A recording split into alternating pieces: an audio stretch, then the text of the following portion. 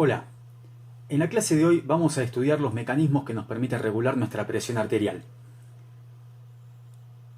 En esta primera parte nos proponemos dos cosas. En primer lugar, comprender por qué es importante que tengamos la presión arterial dentro de un determinado rango de valores. Y luego vamos a ver la generalidad de los sistemas que intervienen en esa regulación. La ley de Poiseuille relaciona el flujo que atraviesa un circuito que tiene una determinada resistencia con la caída de presión que se produce. Si uno es estricto, no puede aplicar la ley de Poiseuille en el sistema cardiovascular, pero nos da una idea bastante cercana a lo que sucede en la realidad. De acuerdo con lo que dice esta ley, la presión arterial media es el resultado del volumen que el ventrículo izquierdo inyecta en un circuito sistémico que tiene esta resistencia periférica total. Desde este punto de vista, la presión arterial puede aumentar, disminuir o mantenerse constante de acuerdo con las variaciones que se produzcan en estos dos factores. A su vez, el volumen minuto depende de la frecuencia cardíaca y de la descarga sistólica. Y los determinantes de la descarga sistólica son la precarga, la poscarga y la contractilidad. La resistencia vascular periférica depende de la viscosidad del fluido y de factores geométricos que están dados por la longitud y el radio de los vasos por los que circula ese fluido.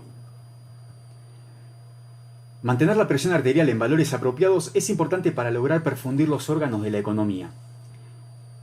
Eso es particularmente importante en el riñón para mantener la filtración glomerular y en lugares en los que los órganos tienen vasos sobre los cuales hay una presión exterior aplicada, como el cerebro y el corazón.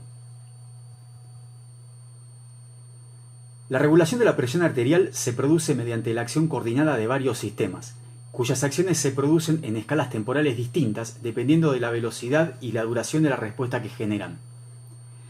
Esos diferentes tiempos de acción nos permiten clasificar los sistemas que intervienen en tres grupos, pero es arbitrario esto, podríamos elegir cualquier otra forma de clasificarlos. Hay sistemas que generan respuestas inmediatas, hay sistemas que generan respuestas intermedias y otros que generan respuestas tardías. Las respuestas inmediatas se producen en cuestión de segundos y son ejecutadas principalmente por la actividad del sistema nervioso autónomo. Las respuestas intermedias se producen en el rango de minutos y son ejecutadas por la acción de hormonas que regulan fundamentalmente el tono vascular y la reabsorción de líquidos a nivel renal. Las respuestas más prolongadas tardan horas a días y están dominadas por la actividad renal a través de la regulación del volumen del líquido extracelular. Todos estos sistemas de control reciben información a través de receptores sensitivos de diversos tipos, aunque los que nos interesan en este momento son los varoreceptores y los quimiorreceptores, y ejecutan sus respuestas a través de efectores. O sea que desde un punto de vista muy amplio podríamos considerar que los sistemas operan de modo reflejo, pero repito que esto es un punto de vista muy amplio, porque en realidad el único de los sistemas que efectúa un verdadero arco reflejo desde el punto de vista neural es el sistema nervioso autónomo. Hay muchos sistemas y mecanismos involucrados en la regulación de la presión arterial, pero hay tres de ellos a los cuales vamos a prestarle particular atención: el sistema nervioso autónomo, la vasopresina y el sistema renina-angiotensina-aldosterona. En cuanto a la acción del sistema nervioso autónomo, el resultado depende del balance entre la actividad simpática y la actividad parasimpática. El aumento de la actividad simpática eleva la presión arterial por aumentar el gasto cardíaco, debido a un aumento de la frecuencia cardíaca y de la contractilidad, y aumenta la resistencia vascular periférica por vasoconstricción, mientras que el aumento de la actividad parasimpática produce disminución del gasto cardíaco, por reducción de la frecuencia cardíaca. La acción de la vasopresina tiende a aumentar la presión arterial debido a que favorece la absorción de agua en el riñón y provoca vasoconstricción. La acción del sistema renina-angiotensina-aldosterona es aumentar la presión arterial a través del potente efecto vasoconstrictor de la angiotensina 2 y la acción de la aldosterona, cuya acción principal es aumentar la reabsorción de sodio y agua. Agrego aquí el péptido natriurético auricular, que ejerce una amplia variedad de acciones sobre el riñón, la corteza suprarrenal, los vasos sanguíneos y el corazón, y su acción global es reducir la presión arterial. Cuando en una situación de la vida de la persona se produce un cambio en la presión arterial, estos sistemas modificarán su actividad y de ese modo el organismo intentará corregir el problema. Pero la participación que tenga cada uno de estos sistemas va a ser diferente dependiendo de cuál haya sido el factor que desencadenó el cambio.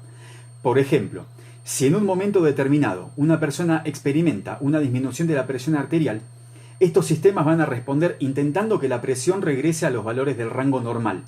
Pero la respuesta global no va a ser igual si la presión disminuyó porque la persona estaba acostada y acaba de ponerse de pie, si disminuyó porque tuvo una hemorragia importante, si disminuyó por una deshidratación, por estar cursando un shock medular o por cualquier otra razón. En ocasiones, el sistema cardiovascular y respiratorio fallan en su función de proporcionar a los tejidos una cantidad de oxígeno que se adecue a las necesidades metabólicas.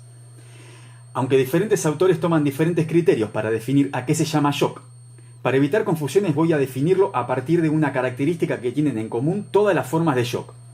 Una caída en la presión arterial que reduce la oferta distal de oxígeno en los órganos nobles.